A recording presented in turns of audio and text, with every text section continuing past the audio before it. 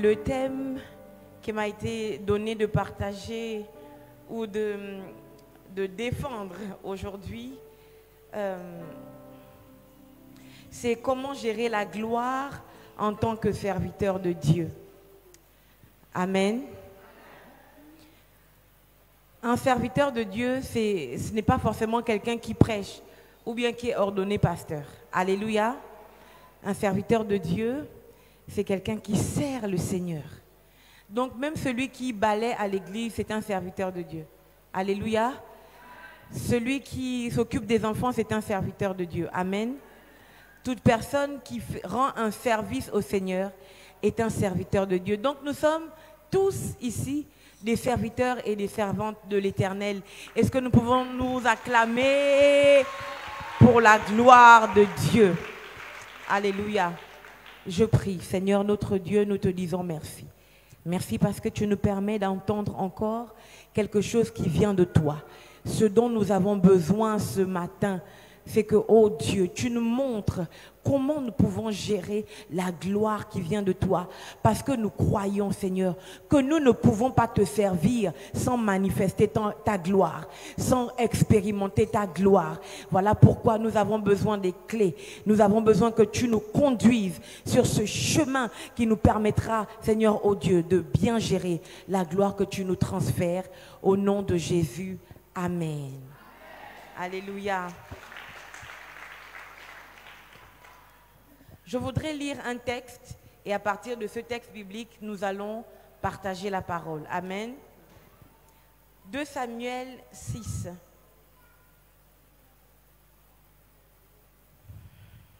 À partir du verset 5. David et toute la maison d'Israël jouaient devant l'Éternel de toutes sortes d'instruments de bois, de cyprès, des harpes, des luttes, des tambourins, des sistres et des cymbales. Lorsqu'ils furent arrivés à l'ère de Nacon, Uza étendit la main vers l'arche de Dieu et la saisit parce que les bœufs la faisaient pencher. La colère de l'Éternel s'enflamma contre Uza et Dieu le frappa sur place à cause de sa faute. Uza mourut là, près de l'arche de Dieu.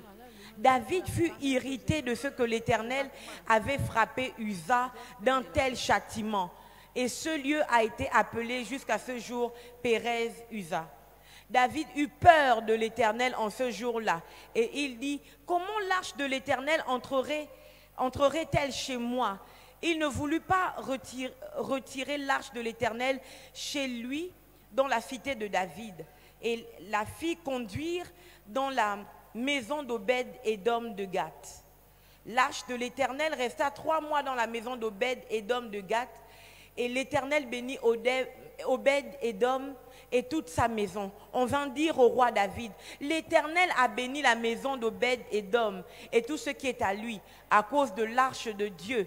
Et David se mit en route et fit monter l'arche de Dieu depuis la maison d'Obed-Édom jusqu'à la cité de David, au milieu des réjouissances.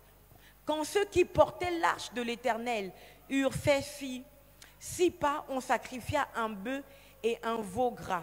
David dansait de toute sa force devant l'Éternel et il était ceint d'un éphod de lin. David et toute la maison d'Israël firent monter l'arche de l'Éternel avec des cris de joie au son des trompettes. Comme l'arche de l'Éternel entrait dans la cité de David, Michal, fille de Saül, regardait par la fenêtre et voyant le roi David sauter et danser devant l'Éternel, elle le méprisa dans son cœur. Après qu'on eut amené l'arche de l'Éternel, on l'a mis à sa place au milieu de la tente de David, que David avait dressée pour elle. Et David offrit devant l'Éternel des holocaustes et des sacrifices d'action de grâce. Quand David eut achevé d'offrir les holocaustes et les sacrifices d'action de grâce, il bénit le peuple au nom de l'Éternel des armées. Puis il distribua à tout le peuple, à toute la multitude d'Israël, hommes et femmes, à chacun un pain, une portion de viande et un gâteau de raisin. Et tout le peuple s'en alla chacun dans sa maison. David s'en retourna pour bénir sa maison. Et Michal, la fille de Saül, sortit à sa rencontre. Elle dit, quel honneur aujourd'hui pour le roi d'Israël de s'être découvert aux yeux des servantes de ses serviteurs, comme se découvrirait un homme de rien. David répondit à Michal, c'est devant l'Éternel qui m'a choisi de préférence à ton père et à toute sa maison pour m'établir chef sur le peuple de l'Éternel, sur Israël, devant l'Éternel, que j'ai dansé. Je veux paraître encore plus vil que cela et m'abaisser à mes propres yeux. Néanmoins, je serai en honneur auprès des servantes dont tu parles. Or, Michal, fille de Saül, n'eut point d'enfant jusqu'au jour de sa mort. Voici une histoire très grave, une histoire vraiment triste. La Bible déclare que l'arche de l'Éternel doit rentrer dans la cité de David. Et quand l'arche de l'Éternel arrive dans les réjouissances, les bœufs qui portent l'arche sont en train de tanguer. Et Uza, qui est un des sacrificateurs, veut aider l'arche à ne pas se retrouver par terre. Dieu se met en colère et Dieu frappe Uza et Uza meurt. Quand David voit ça, normalement l'arche devait rentrer dans sa maison. Mais quand il voit, il prend peur et il envoie l'arche chez quelqu'un d'autre. C'est une histoire extraordinairement grave. David comprend que être au contact de l'arche, ça peut lui causer la mort. Alléluia. Donc il envoie l'arche chez quelqu'un d'autre. Entre parenthèses, le roi David est quand même un homme bizarre. Donc il préfère qu'une autre personne meure à sa place. Alléluia. Ce qui est extraordinaire ici, c'est que l'arche de l'alliance est la représentation de la gloire de Dieu. Alléluia. L'arche de l'alliance est la représentation de la gloire de Dieu. Et chaque personne qui sert le Seigneur doit être en alliance avec Dieu, doit en réalité porter la présence de Dieu. Si on était au temps d'Israël à l'époque, devait normalement porter l'arche du Seigneur. Alléluia. Nous sommes en alliance avec le Seigneur et à travers Jésus-Christ, nous réceptionnons la gloire de Dieu. Amen. Mais nous devons comprendre que si nous ne savons pas manier ou bien nous ne savons pas comment fonctionner avec la gloire de Dieu, elle peut nous tuer. Alléluia. La gloire de Dieu, c'est quelque chose de très dangereux. Si on ne sait pas se positionner, elle peut être destructrice. Je comprends aujourd'hui pourquoi est-ce qu'il y a certaines personnes qui commencent bien et finissent mal. En fait, lorsque la gloire de Dieu arrive, on oublie que ça s'appelle la gloire de Dieu. Ce n'est pas notre gloire. Alléluia. Ce n'est pas notre gloire, c'est la gloire de Dieu. C'est Dieu qui la donne. Donc c'est la gloire qui appartient à Dieu. Et parce qu'elle appartient à Dieu, en tant que serviteurs de Dieu, nous ne sommes que des intendants de sa gloire. C'est pour ça que nous ne pouvons pas nous enorgueillir. Quels que soient les exploits que nous faisons, nous ne pouvons pas dire que nous sommes trop forts. Pourquoi? Parce que ça ne vient pas de nous. C'est la grâce et la puissance de Dieu à l'intérieur de nous qui nous permet d'accomplir des exploits. Je prophétise sur ta vie au nom de Jésus-Christ de Nazareth que la gloire de Dieu sur toi ne va pas te tuer. Parce que la puissance et la grâce du Saint-Esprit te permettra de bien te positionner en fonction de la gloire qui tombe sur toi au nom de Jésus. David voit que parce que Uza a voulu aider l'arche à ne pas tomber, Dieu le frappe de mort. Quand on transporte Dieu, on n'aide pas Dieu. Alléluia. Quand on transporte Dieu, on n'aide pas Dieu. Le piège aujourd'hui, c'est que la nouvelle génération croit qu'elle va aider Dieu. On ne prêche plus un évangile simple. Parce qu'on veut paraître devant les gens. Alors que ce n'est pas cela que Dieu veut.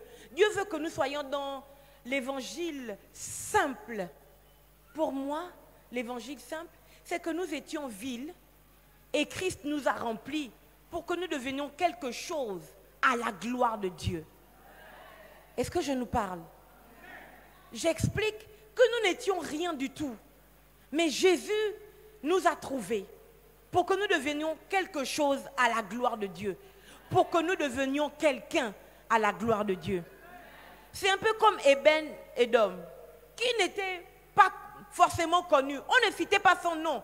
Mais quand l'arche de l'alliance est rentrée dans sa maison, les nouvelles sont parties jusqu'à chez David. On allait dire à David que Eben Edom a changé. Sa vie est en train de prospérer depuis que l'arche de l'alliance est dans sa maison. Oh, je te souhaite au nom de Jésus-Christ de Nazareth de rencontrer, de vivre la gloire de Dieu et que les gens qui t'ont méprisé, les gens qui t'ont envoyé à la mort soient obligés de confesser que ta vie a changé parce que la gloire de Dieu t'a trouvé. Au nom de Jésus. Alléluia. L'arche de l'alliance rentre chez Eben Edom parce que David a peur. Nous ne devons pas avoir peur de la gloire de Dieu quand nous savons nous positionner. Alléluia. Nous ne devons pas avoir peur de la gloire de Dieu parce que Dieu ne veut pas nous tuer. Nous devons craindre et respecter la gloire de Dieu. Alléluia. Pour bien gérer la gloire de Dieu, la première chose que nous devons réaliser, c'est que cette gloire n'est pas à nous, elle est à Dieu. Alléluia. Cette gloire n'est pas à nous, elle est à Dieu. Mieux encore, c'est que dans notre état, Dieu nous a quand même choisis. Alléluia. Quand les hommes nous ont mis de côté, Dieu nous a quand même choisis. Quand les hommes nous ont éliminés, Dieu nous a quand même choisis. Quand les hommes nous ont oubliés, Dieu nous a quand même vus et il nous a quand même choisis. Au nom de Jésus, je prophétise que même si les hommes t'ont oublié, Dieu te voit et Dieu te choisit et il te fait expérimenter sa gloire au nom de Jésus-Christ de Nazareth. Amen. L'arche va dans la maison d'un homme que peut-être on n'aurait pas découvert si cet événement n'était pas arrivé. Alléluia. Ce n'est pas là mon propos, ce n'est pas là mon histoire. Mon histoire est centrée sur Michal et David. La Bible déclare que quand David apprend que la vie d'Eben Edom a changé, que sa famille a prospéré, toute sa maison a prospéré, David se dit qu'il faut qu'il récupère l'arche de l'alliance dans sa maison. Alléluia. Comment gérer la gloire de Dieu? Premièrement, je disais, il faut qu'on réalise que la gloire en question, ce n'est pas notre gloire. C'est la gloire de Dieu. Donc Dieu nous fait grâce de la vivre. Alléluia.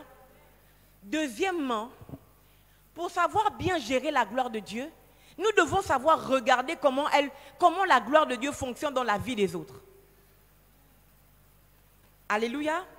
Quand tu regardes que ta sœur se marie, au lieu que tu sois jalouse, il faut que ça te remplisse de crainte et d'espoir. Alléluia. Parce que la gloire de Dieu n'est pas communiquée aux jaloux.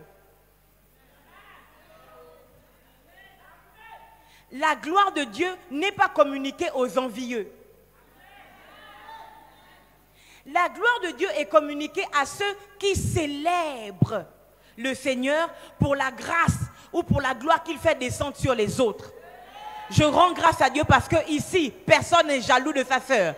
Personne n'est jaloux de son frère. Au nom de Jésus-Christ de Nazareth. Alléluia. David donc demande que l'arche de l'alliance revienne chez lui. Et voici ce qui se passe. Lorsque l'arche de l'alliance arrive, la Bible déclare qu'à chaque 6 pas, on tuait une bête en l'honneur de l'Éternel. Pour savoir gérer la grâce de Dieu, la gloire de Dieu, nous devons savoir nous-mêmes sacrifier. Je vais reprendre. En tant que serviteur de Dieu, pour savoir bien gérer la gloire de Dieu, il faut savoir sacrifier. Jésus lui-même était la manifestation réelle de la gloire de Dieu. Et Jésus s'est sacrifié. Je t'explique mieux. La gloire de Dieu se manifeste avec puissance quand tu sais sacrifier. La gloire de Dieu fonctionne avec le sacrifice. Ça veut dire que quelqu'un qui ne sait pas se sacrifier, quelqu'un qui ne sait pas donner, ne peut pas expérimenter et bien gérer la gloire de Dieu. La Bible dit à chaque 6 pas, je crois qu'un bœuf coûte à peu près 400 000. Hein? Donc imaginez, à chaque 6 pas, David tuait un bœuf. Regardez le niveau de sacrifice. Nous nous plaignons dans nos maisons, nous plaignons même dans nos églises, disant que la gloire de Dieu a quitté l'église. La gloire de Dieu n'est plus sur nous, on souffre trop. Pourquoi? Ce n'est pas que Dieu n'est plus fort. Ce n'est pas que Dieu n'a plus de... La gloire de Dieu n'est plus réelle. Notre problème, c'est que nous ne savions plus sacrifier. C'est-à-dire que quelqu'un est capable de dépenser 300 000 francs pour les mèches. Mais il donne 500 en offrande. Tu ne vas pas pouvoir vivre la gloire de Dieu. C'est faux.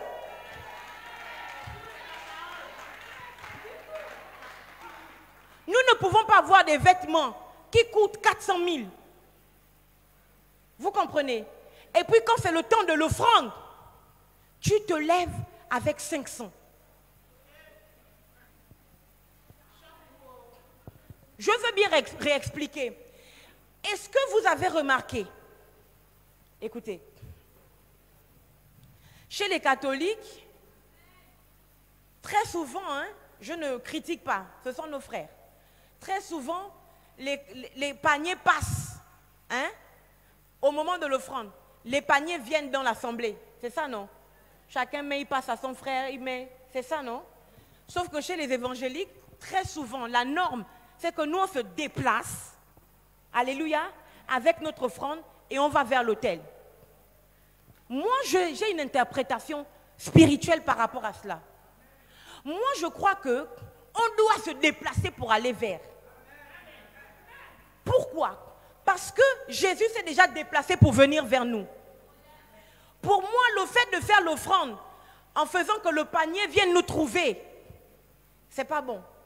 Moi, je crois que de la même manière que Jésus s'est approché de nous, c'est maintenant à nous de nous approcher aussi. Alléluia, vers l'autel. C'est à nous de nous approcher vers l'autel. Maintenant, je t'explique mieux. C'est très dangereux de t'approcher à l'autel avec moins alors que tu as plus.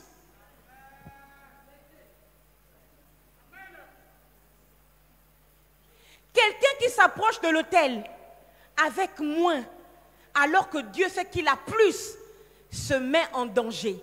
J'explique mieux. Ce n'est pas Satan qui va te tacler. C'est la gloire de Dieu là qui peut te résister. Et notre prière, c'est que la gloire de Dieu ne nous résiste pas. Alléluia. David a compris que si l'arche de l'alliance s'approche de lui, il doit sacrifier quelque chose de valeureux. Je vais ouvrir une grande parenthèse.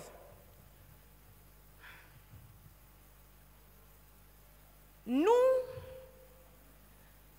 avons un problème par rapport aux autres religions.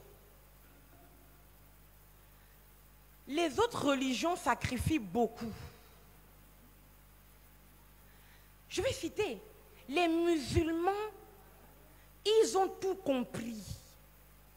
C'est à cause de ça que quand tu as ton magasin, et puis à côté de toi, il y a une tante musulmane qui a son magasin, pour elle, ça marche.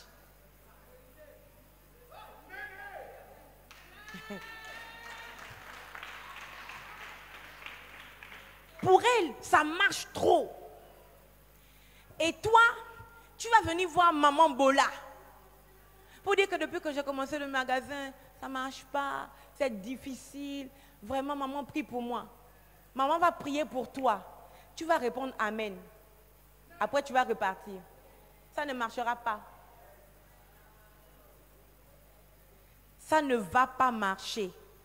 Je t'explique. Au ciel, il y a eu un problème. Satan, le diable, qui s'appelait Lucifer, était le seul ange, le seul archange qui voyait Dieu face à face. C'était le seul archange qui avait droit à voir la gloire de Dieu face à face. Alléluia. Et puis, Satan, le diable, a commencé à convoiter la place de Dieu. Et Dieu l'a renversé. Je l'explique mieux. C'est Michael qui a renversé Lucifer. Alléluia. Sauf que quand Lucifer part, il part avec la plupart des autres anges qui sont devenus des démons. Alléluia. Et quand Lucifer s'en va, il n'y a plus personne pour faire l'adoration comme Dieu aimait là. C'est comme ça que Dieu décide de créer l'homme.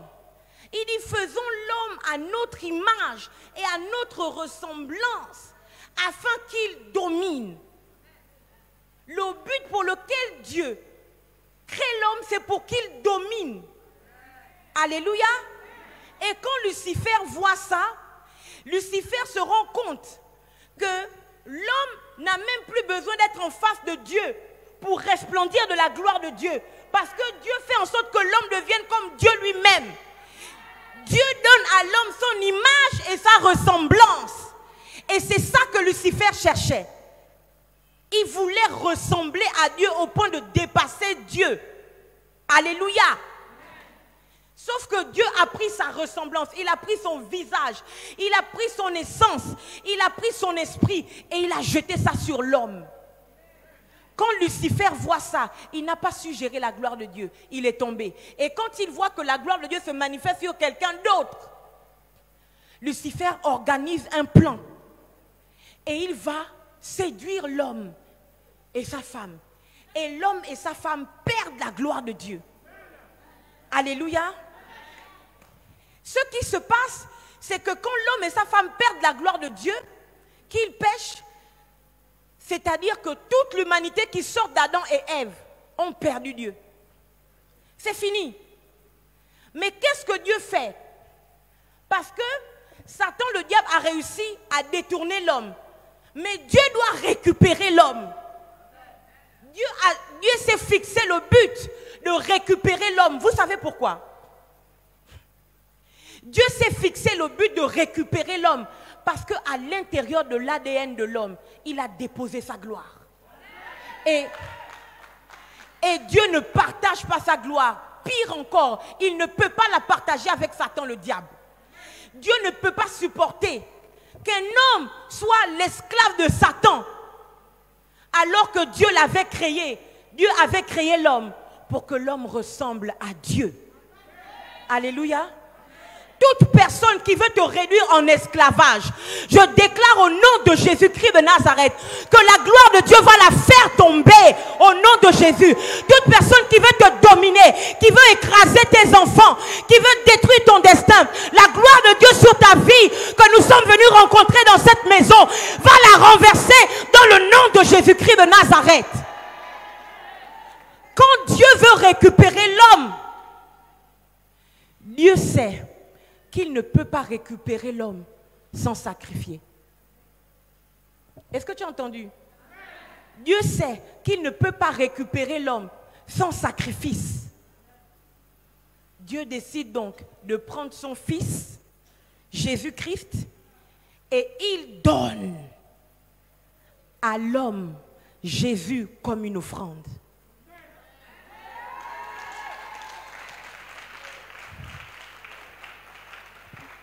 Si pour nous avoir, Dieu nous a donné l'offrande Jésus, toi aussi pour que ton magasin marche, donne l'offrande. Si pour nous avoir, Dieu a pris l'offrande Jésus-Christ, qui était son fils unique, alléluia, et il a donné, toi aussi, recevoir la maman Bola peut prier 15 ans sur toi-même, les mains n'enlèvent pas sur la tête, jusqu'à les mains se collent sur ta tête. S'il n'y a pas le sacrifice, ton amen ne fera rien au ciel. Est-ce que je te parle? Donc, la parenthèse que j'avais ouverte, c'est que les autres religions nous ont dépassés. Moi, je ne comprends pas, sincèrement. Je ne comprends pas comment nous voulons manifester la gloire de Dieu, mais c'est nous qui ne voulons pas sacrifier. Comment?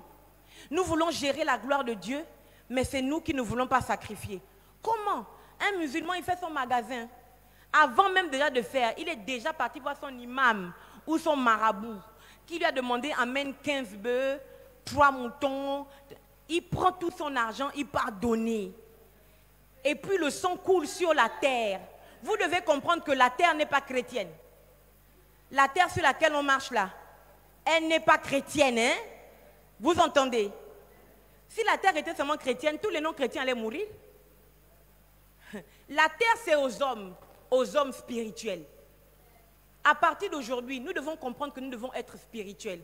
Si on ne prend pas le bœuf pour tuer, maman, tu as ton argent là-bas. Il ne faut pas faire comme si tu n'as que 500. Tu n'as pas 500 seulement.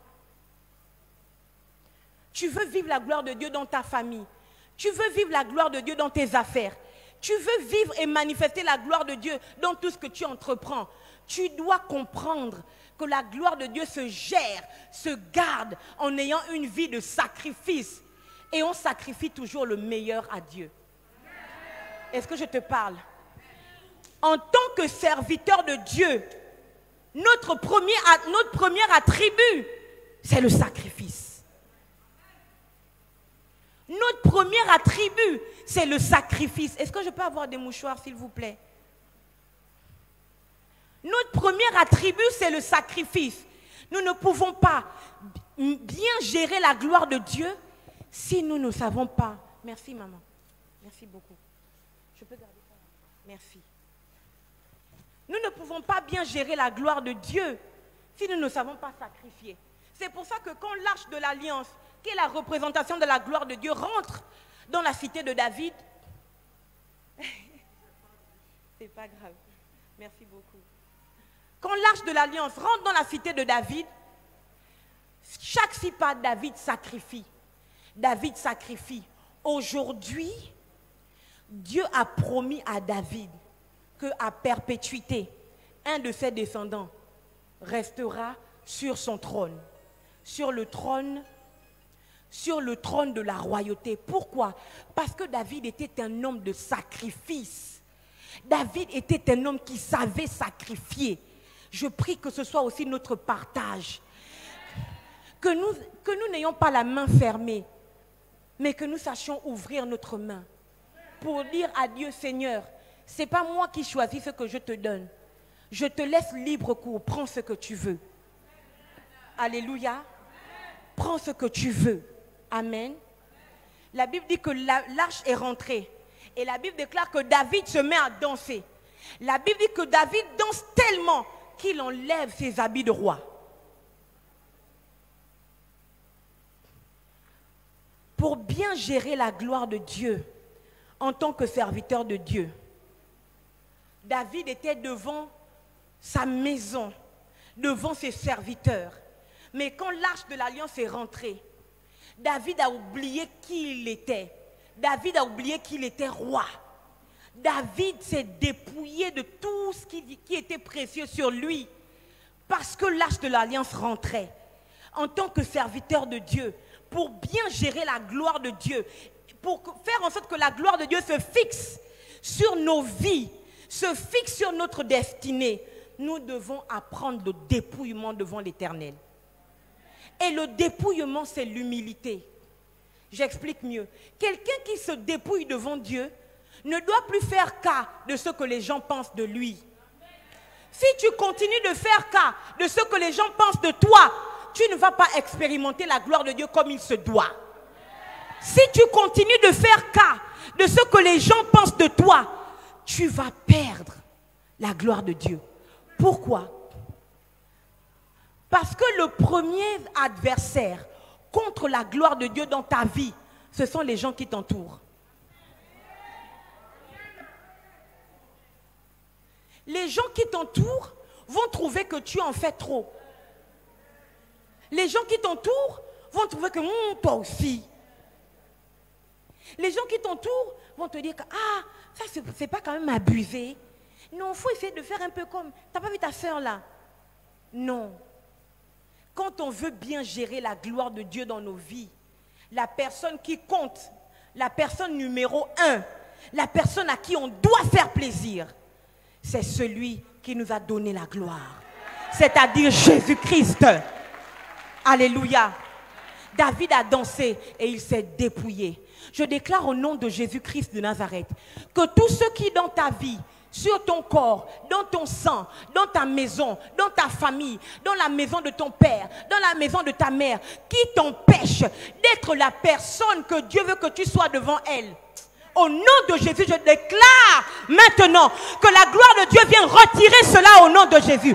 La gloire de Dieu retire les chaînes qui t'empêchent d'être la personne que Dieu dit que tu es. Au nom de Jésus. Là où on avait attaché tes enfants, je déclare que parce que tu te dépouilles devant le Seigneur, je déclare que parce que tu te libères devant le Seigneur, parce que tu te donnes tel que tu es, parce que tu te montres tel que tu es devant Dieu, je prophétise au nom de Jésus-Christ que toutes ces chaînes qui te retiennent, les chaînes qui retiennent tes enfants se brisent au contact de la gloire de Dieu au nom de Jésus.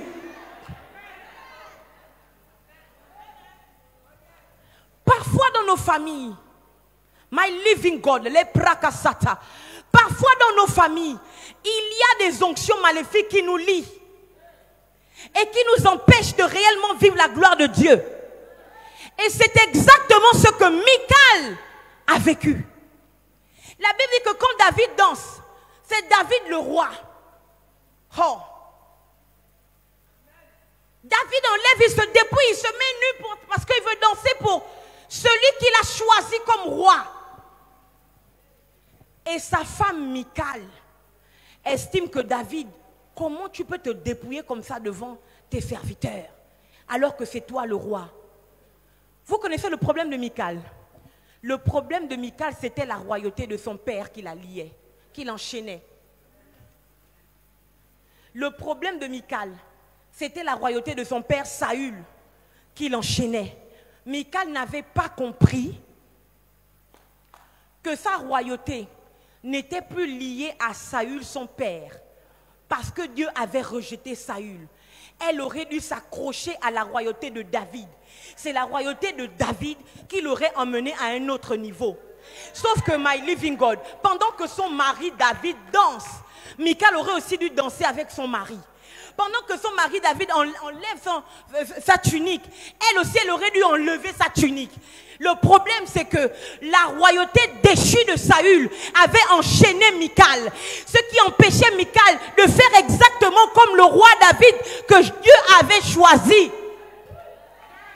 Et Michal a commencé à juger et à mépriser son mari. Voici une reine qui aurait dû avoir une descendance. Une reine qui était supposée avoir la gloire de la royauté, mais qui a fini, qui est partie sans laisser aucune trace sur la terre. Pourquoi? Parce que les chaînes de la royauté déchue de son père l'avaient enchaîné. Regardez la réponse de David. David répond, c'est devant l'Éternel que je me suis dénudé. Devant l'Éternel qui m'a choisi à la place de ton père. Ce que David essaie de dire, c'est que l'alliance qui prévaut au-dessus pour ta vie, Michal, c'est plus l'alliance de ton père. C'est supposé être mon alliance. Et ce que je fais devant l'Éternel, c'est ce que toi tu dois suivre. Sauf que la pauvre Michal n'a pas pu suivre parce que l'alliance déchue de son père est restée accrochée à elle. Je prophétise au nom de Jésus-Christ de Nazareth qu'aucun serviteur de Dieu en ce lieu, aucune servante de Dieu en ce lieu ne perdra la gloire que Dieu a prévue pour elle à cause des alliances déchues de la maison de son père, de la maison de sa mère. Dans le nom puissant de Jésus-Christ de Nazareth, tu ne passeras pas à côté de la gloire que Dieu a prévue pour toi à cause des alliances maléfiques de la maison de ton père. Au nom de Jésus, nous envoyons la puissance de la parole de Dieu à la source de ta vie. Là où tu étais encore arrêté, là où tu étais encore empêché, nous déclarons que la parole qui est une épée à double tranchant brise et détruit toute chaîne qui pourrait t'empêcher d'attraper la gloire de Dieu au nom de Jésus. nous voulons bien gérer la gloire de Dieu. Et bien gérer la gloire de Dieu implique le fait que nous rentrions dans une nouvelle alliance. Et c'est ça que Michal n'a pas su faire. Alléluia. Je disais que tu dois te reconnaître tel que Dieu dit que tu es. Tu dois te dépouiller devant Dieu. Ça veut dire que tu dois être humble. Alléluia. Troisièmement, il faut que tu restes attaché à une nouvelle alliance. Je t'explique mieux. Il y a des alliances qui subsistent dans nos vies. Vous comprenez? Et qui nous combattent, mais nous ne savons pas. On se dit qu'on est chrétien, n'est-ce pas? Mais quand on entreprend quelque chose, ça ne marche pas. On se dit qu'on est chrétien, mais nous avons plein de problèmes dans nos maisons. On se dit qu'on est chrétien. Alléluia. Nos enfants sont dans la débauche. On se dit qu'on est chrétien, mais dès qu'on a l'argent, ça disparaît de nos mains. On ne sait pas où ça part. Tu n'arrives pas à entreprendre. Toi-même, tu sens bien au fond de toi que tu dois avoir plus que ce que tu as maintenant. Mais ça ne se passe pas comme ça. Tu n'arrives pas. Dès que tu as l'argent là disparaît. Tu te dis, mais qu'est-ce que j'ai même fait avec mon Dieu? N'est-ce pas? Vous devez comprendre que dans nos maisons, dans nos familles ou dans nos sangs, il y a des alliances qui font que on ne peut pas atteindre un certain niveau. Alléluia. Et je vais t'expliquer mieux. On nous a souvent appris que c'est l'alliance de Jésus-Christ, hein, qui brise ça, n'est-ce pas? Que dès qu'on accepte Jésus, ça quitte. C'est faux. Est-ce que tu peux dire à ta soeur que c'est faux? Tu as accepté Jésus, non? Pourquoi ça ne marche toujours pas? Pourquoi ça ne fonctionne pas? Dieu est le Dieu des alliances. Je nous explique mieux. Jésus était en alliance avec Dieu. Et Jésus est venu faire une alliance avec l'humanité. Alléluia. Amen. Je continue d'expliquer. Vous devez comprendre que c'est l'alliance de Jésus qui nous permet de rentrer sous d'autres alliances. L'alliance générale, c'est l'alliance de Jésus. C'est l'alliance sur laquelle toutes les alliances qu'on fait doivent être basées. Amen. Ça veut donc dire quoi? Que pour chaque personne, il y a un homme ou une femme qui détient l'alliance de ta délivrance. Je peux me t'expliquer?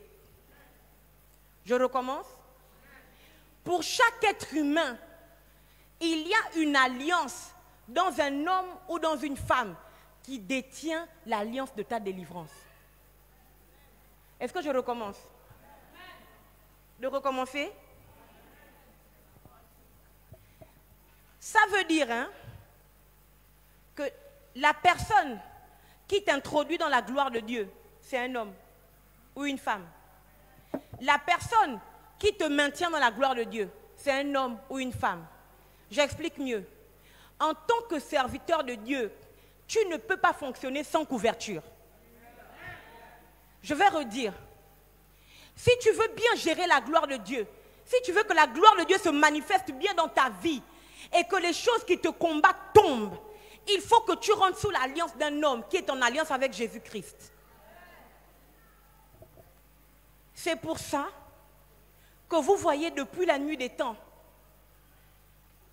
depuis Abraham, les Juifs disent le Dieu de nos pères, Abraham, Isaac et Jacob.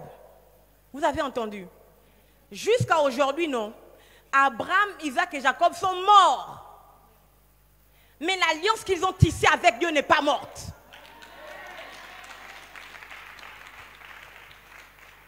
On peut tout faire pour essayer de détruire les Juifs, pour les éliminer de la surface de la terre. Personne ne réussira. Pourquoi? Parce qu'Abraham a tissé une alliance avec Dieu. Son fils Isaac est venu après lui, il a tissé une alliance. Son fils Jacob est venu après lui, il a tissé une alliance.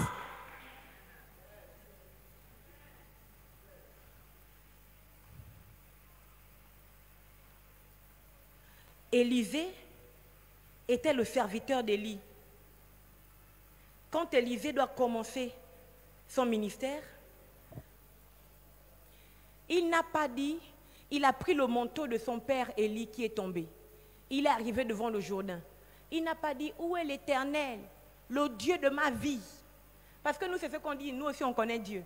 Moi aussi je suis en alliance avec Dieu, hein. Moi aussi je suis en alliance avec Dieu. Hein. Tu dois comprendre qu'il y a quelqu'un que Dieu connaît mieux que toi. Élisée a pris le manteau. Il est venu devant le Jourdain. Et il a frappé avec le manteau d'Élie. Il a crié, où est l'Éternel, le Dieu de mon père Élie? Cette parole est très dangereuse. Je ne sais pas si je parle à quelqu'un.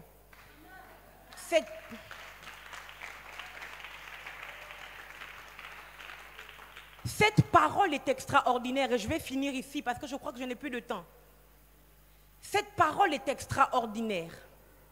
Élisée doit manifester le ministère après le départ d'Élie, son père, qui est aussi son mentor, qui est aussi son maître. Alléluia. Élie lui dit, demande-moi ce que tu veux. Élisée dit, je veux la double portion qui est sur toi. C'est merveilleux. Élie lui répond, ce que tu demandes est difficile, mais si tu me vois être enlevé, cela va t'arriver. Alléluia. Et Élie décide de partir. Il dit, je vais d'abord à Gilgal. Reste ici, attends-moi. Élisée dit, l'Éternel est vivant. Mais ton âme aussi est vivante.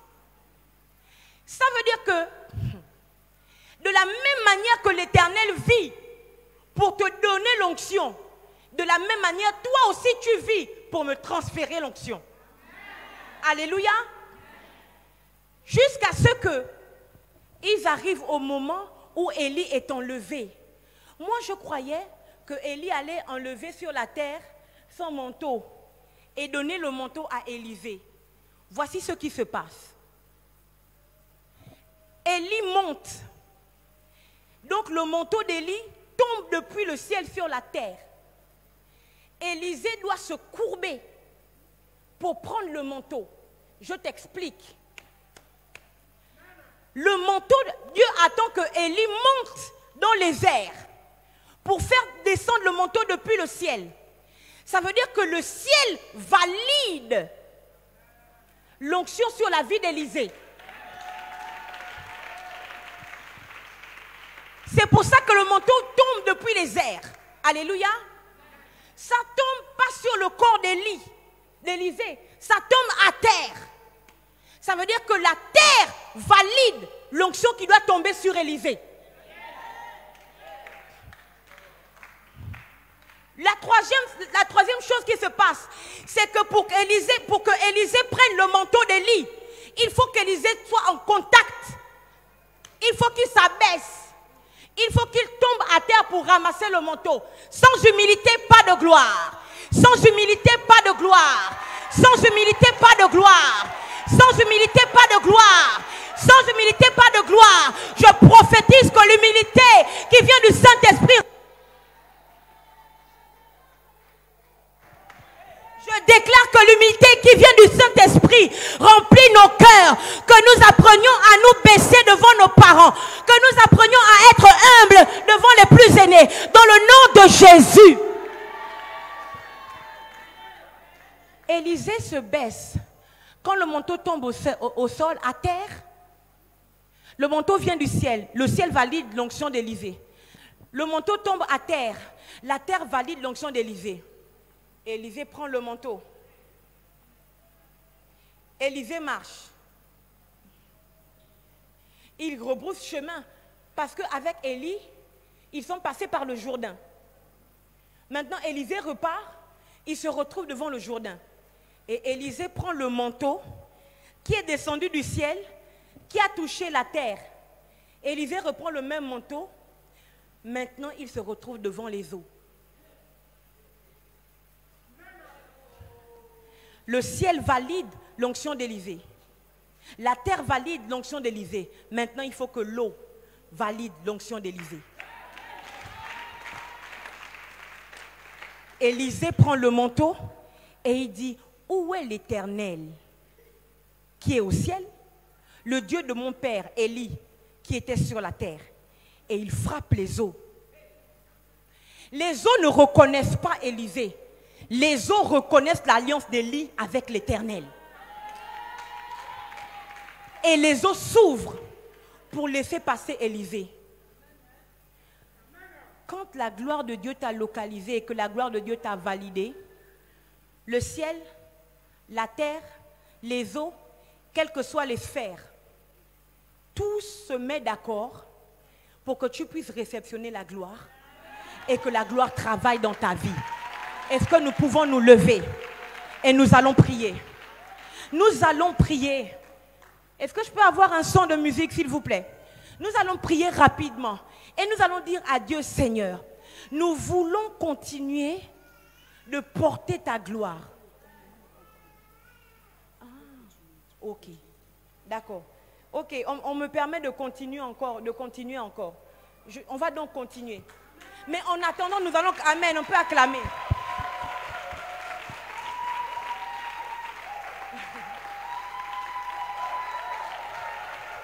Alléluia.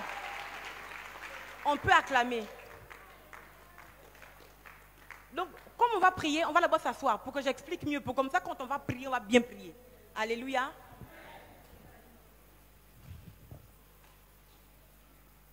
David a dansé. Michal s'est fâché. Et Dieu a rendu Michal stérile. Michal, c'est la seule femme de la Bible qui est stérile. Est-ce que je te parle?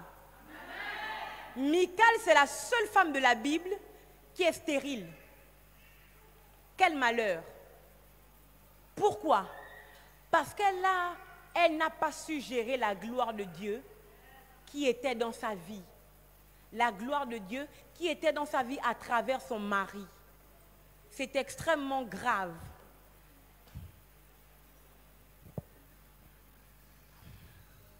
Rachel était stérile, non?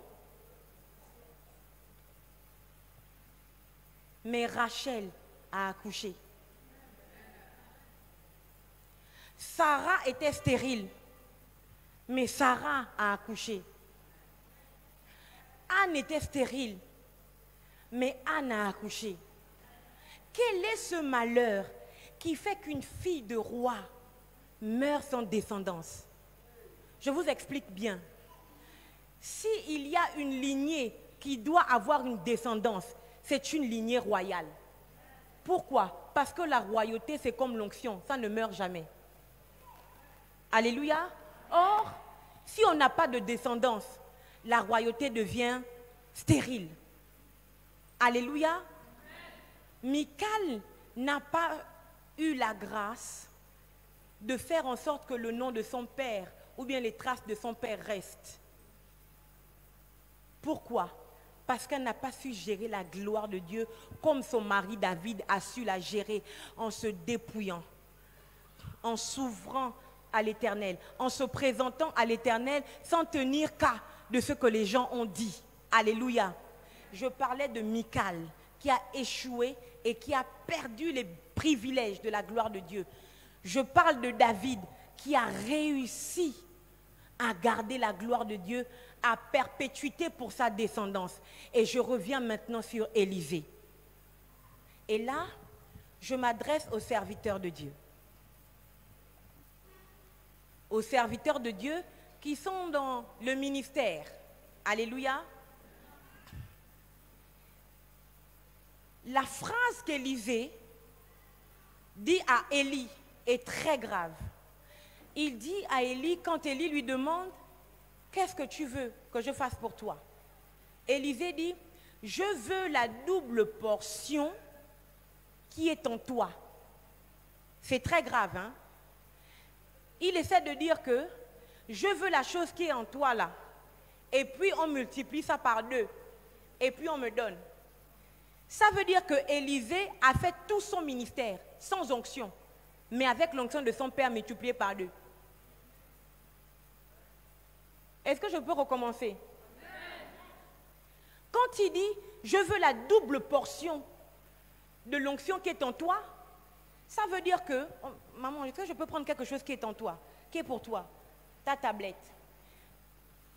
On suppose que c'est ça. Élie lui demande, demande-moi maman. Qu'est-ce que tu veux? Demande-moi qu'est-ce que tu veux. Je veux 2 tablettes. Demande-moi. Elle c'est Élie, moi c'est Élisée. Qu'est-ce que tu veux que je te donne? Je veux doublement ta tablette. Maintenant, tu me donnes. Elle me donne sa tablette. On multiplie par 2, donc ça fait 2 tablettes. Est-ce que c'est pour moi? Est-ce que ça c'est à moi ça? C'est à elle, non? Qu'elle m'a donné et qu'on a multiplié par 2. Sinon, en principe, moi je n'avais pas de tablette. C'est ça Élisée. Élisée n'avait pas d'onction. Élisée n'avait pas d'onction. Élisée a juste prêté son corps à la double portion de l'onction d'Élie. Oh non, est-ce que je parle à un peuple prophétique ce matin? Est-ce que je parle aux enfants de la prophétesse Bola Sarah Adedimeji? Élisée a juste prêté son corps à la double portion de l'onction qui était dans le corps de son père Élie. Et c'est avec ça qu'Élisée a fait des miracles extraordinaires. C'est avec ça qu'il a géré la gloire de Dieu qui était sur sa vie. Qu'est-ce que ça veut dire? Ça veut dire qu'en tant que serviteur de Dieu, je vais le dire mieux, en tant que serviteur de Dieu, nous ne manifestons pas la gloire parce que nous voulons que ça vienne de nous. On ne me comprend pas bien.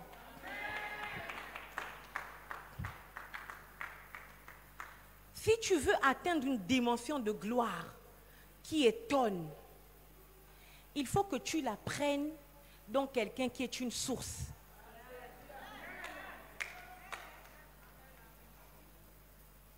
Je veux mieux l'expliquer. Quand tes parents vont ensemble, ça donne toi. N'est-ce pas? Et quand on va chercher dans ton ADN, on va retrouver les traces de ton père, les traces de ta mère. Parfois, on va dire que ce n'est pas seulement le visage. Hein. On va dire, elle a trop le comportement de sa mère. Hein. Elle est trop comme son père. Hein. N'est-ce pas? Ça veut dire qu'on se balade ici avec les onctions de nos parents dans le corps. Et puis on croit que c'est nous. Est-ce que je parle? Ça veut donc dire que si dans ta vie, tu sens que les choses ne fonctionnent pas comme il se doit, il faut que tu repartes à la source. Que tu fasses comme Élisée.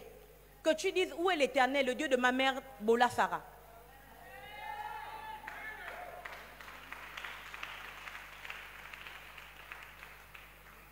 Parce que même Jésus-Christ a dit, je fais ce que j'ai vu mon Père faire. Donc quand Jésus était au milieu des hommes, il ne travaillait pas avec sa propre onction. Il travaillait avec l'onction de son Père qui était dans les cieux.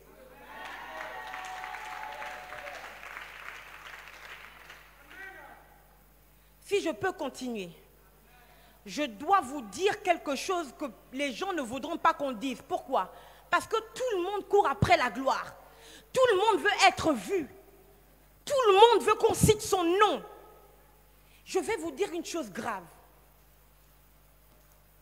Quelqu'un qui n'a pas de père, quelqu'un qui n'a pas d'autorité, n'est pas éligible à recevoir la gloire de Dieu.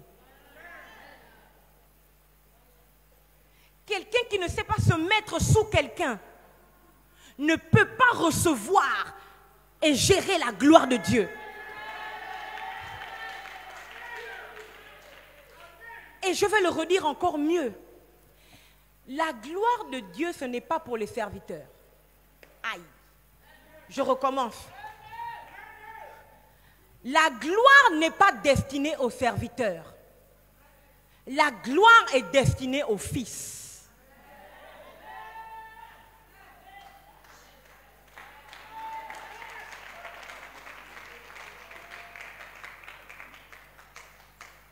Donc pour que tu puisses réceptionner et gérer la gloire de Dieu, vivre les bénéfices de la gloire de Dieu, tu dois être fils ou fille de quelqu'un. C'est à cause de ça, c'est très grave, qu'il y a une différence extraordinaire entre Jésus et ses apôtres. J'explique bien. Les apôtres marchent avec Jésus. Les apôtres ont été élevés dans la loi juive. Ils connaissent la loi. Ils savent les prières, comment réciter les prières, comment faire les ablutions. Ils connaissent tout ça. Mais ils voient une différence entre l'activité de Jésus et eux, leur activité. Qu'est-ce qui se passe? Ils sont obligés d'aller vers Jésus et ils disent à Jésus, « Apprends-nous comment prier. » Et là, Jésus leur livre un secret. Jésus leur dit, quand vous priez, dites notre Père. Ne continuons même pas. Avant ça, les Juifs étaient considérés comme le peuple et les serviteurs de Dieu. Alléluia. Donc tout ce qu'ils faisaient tout comme étant des serviteurs de Dieu, mais qui étaient fils d'Abraham. Et Jésus leur apprend que pour manifester la gloire à un autre niveau, il faut que vous deveniez fils de Dieu. C'est pour ça qu'il leur apprend qu'en réalité, changez vos prières. Ne dites plus Éternel, Dieu de nos pères. Il faut que le Dieu de votre Père devienne aussi votre Dieu. J'explique mieux. Jésus apprend aux Juifs, à ses apôtres, que Dieu là, pour moi c'est différent. Pourquoi? Parce que je suis sous la couverture de mon Père. Maintenant vous aussi, rentrez sous sa couverture. Vous n'êtes plus seulement son peuple, vous n'êtes plus seulement ses serviteurs, mais vous êtes aussi ses enfants.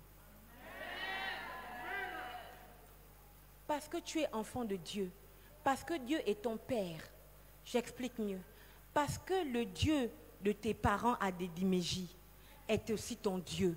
Je déclare qu'aucune sorcellerie ne pourra t'empêcher de vivre le destin que Dieu a prévu pour toi. Dans le nom de Jésus-Christ de Nazareth. Si maman Bola peut voyager partout pour la cause de l'évangile, tu vas vivre la même chose. Si maman Bola peut créer un orphelinat, tu vas vivre la même chose.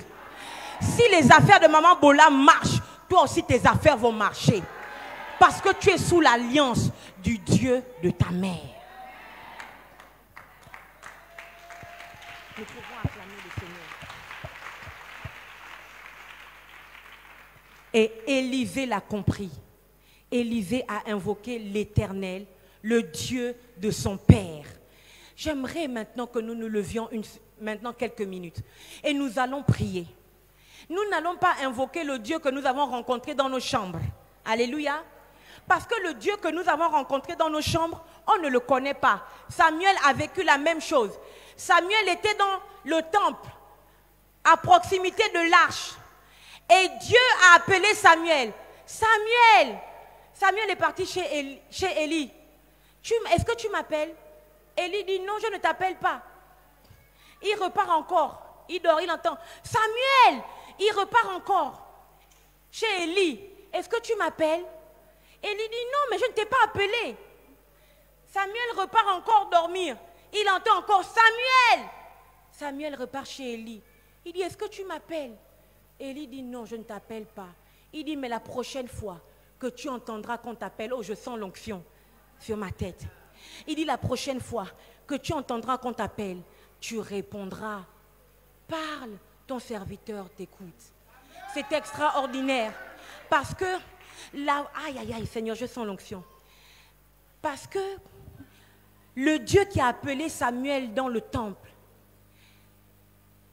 Samuel ne pouvait pas savoir qui il était. Samuel a dû repartir au pied de son père Élie le sacrificateur, pour que Élie le sacrificateur lui explique qui était ce Dieu-là.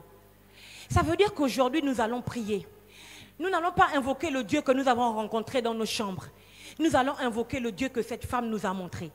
Nous allons dire, toi Éternel, le Dieu de notre mère Bola Sarah, tu prends ta vie, ce qui ne marche pas dans ta vie là, les soucis que tu as dans ton foyer, les soucis que tu as avec tes enfants, il n'y a que la gloire de Dieu qui va réussir à briser cela. Tu vas prendre ça et tu vas aller chez l'Éternel, le Dieu de ton père. Chez l'Éternel, le Dieu de ta mère, Adédiméji. Nous allons élever nos voix. Chacun va commencer à prier. Est-ce que je peux avoir un son de musique, s'il vous plaît? Nous allons élever nos voix et nous allons commencer à prier. Nous allons dire, Éternel, le Dieu de nos parents, nous avons besoin de toi. Éternel, le Dieu des parents de cette maison, nous avons besoin de toi dans nos foyers, dans nos maisons. Nous avons besoin de toi dans nos affaires. Au nom de Jésus, nous voulons vivre et gérer la gloire que tu nous donnes. Mais nous avons besoin que tu te manifestes à nous. Commence à prier maintenant. Commence à prier. Commence à prier. Ce n'est pas le temps. Ce n'est plus le temps de pleurer. Tu as un père. Tu as une mère.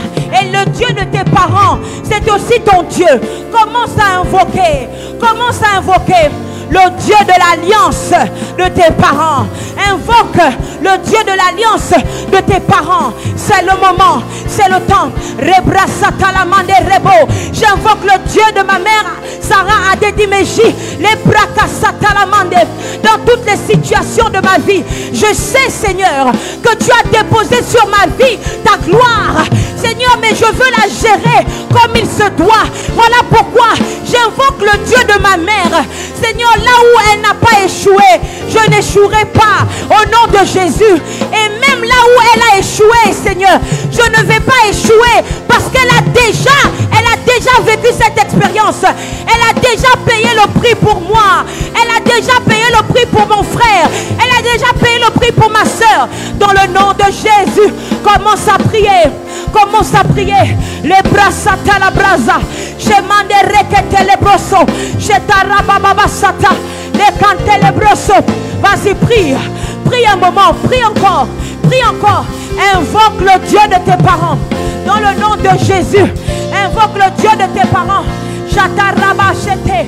Les brakasata. Les derekosoto les mamamansa.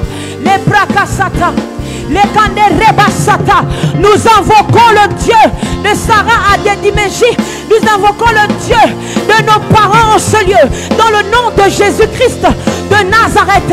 Seigneur, que la gloire que tu as déposée sur leur vie nous impacte également et change complètement nos destinées.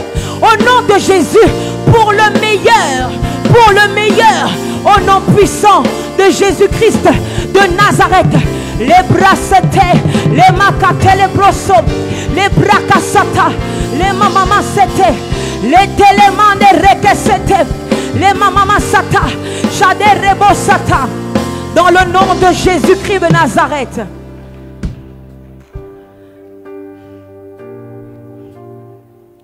Nous allons continuer de prier. Je vous ai dit tout à l'heure que le manteau d'Élie est tombé du ciel. Donc le ciel valide l'onction sur Élisée. C'est tombé sur la terre. La terre valide l'onction d'Élisée. Et le même manteau Élisée l'a utilisé pour ouvrir le Jourdain. Les eaux valident l'onction d'Élisée. Nous allons monter à une autre dimension.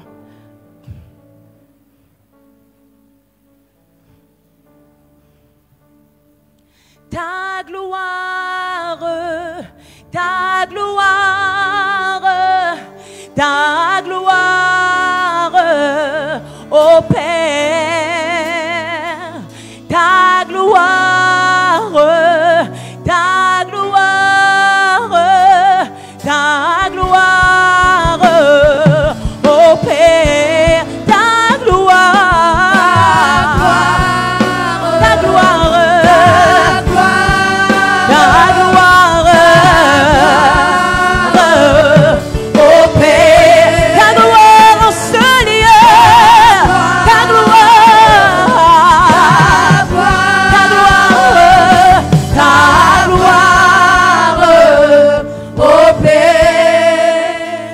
Répétez ces paroles.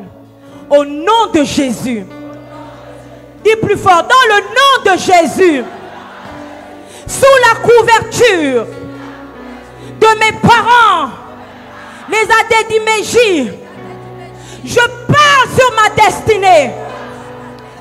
Quel que soit ce qui a été fait, dans les airs, dans les constellations, quel que soit ce qui a été fait sur la terre, dans les profondeurs de la terre, quel que soit ce qui a été fait dans les eaux, dans les profondeurs des eaux, contre ma destinée, contre ma vie, contre mon avenir. Je maudis cela au nom de Jésus. Que la gloire de Dieu détruise tout ce qui a été fait contre mon destin. Bats des mains et commence à prier. Vas-y, commence à prier. Envoie la gloire de Dieu dans toutes les sphères, dans les airs, sous la terre, sur la terre, dans les eaux.